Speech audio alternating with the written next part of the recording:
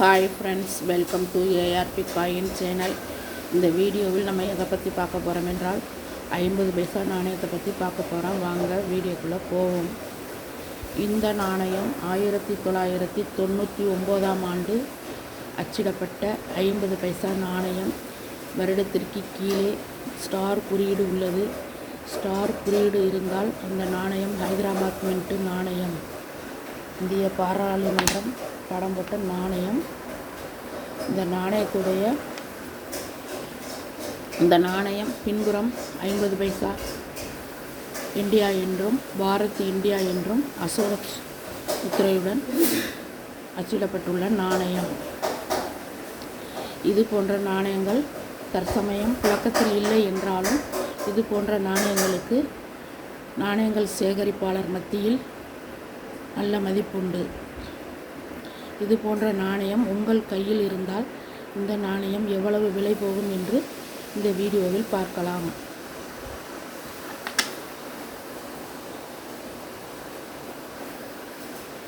இந்த நாணயத்துடைய எடை 3.79 கிராம், விட்டம் 22 மில்லிமீட்டர், துருப்பிடிக்காத எஃகு, ஸ்டெயின்லெஸ் ஸ்டீல் நாணயம், ரவுண்ட் ஷேப் நாணயம். இந்த நாணயம் சாதாரண நிலையில் இருந்தால் 20 ரூபாய் முதல் 70 ரூபாய் வரை விலை போகும். நல்ல யூஎன்சி கண்டிஷனாக இருந்தால், யூஎன்சி கண்டிஷன் என்றால் நாணயம் நல்ல நிலையில் இருக்க வேண்டும். எந்தவித தேய்மானமும் நாணயத்தில் இருக்கக்கூடாது. புத்தம் புதிதாக பளபளப்பாக இருக்க வேண்டும். நாணயம் முதலில் வெளிவந்த நாணயம் எப்படி இருக்குமோ அதே போன்று பளபளப்பாக இருக்க வேண்டும். அவ்வாறு இருந்தால் அந்த நாணயம் யூஎன்சி நாணயம் என்று சொல்வார்கள். அந்த நாணயத்திற்கு நல்ல மதிப்பு உண்டு. அந்த நாணயம் 200 ரூபாய் வரை விலை போகும். இந்த நாணயத்தின் இடையில் ஏதாவது அச்சு பிழைகள் இருந்தால் அந்த நாணயம் எரர் நாணயம் என்று சொல்வார்கள். அப்படி இருந்தால் அந்த நாணயம் 300 ரூபாய் முதல் 400 ரூபாய் வரை விலை போகும்.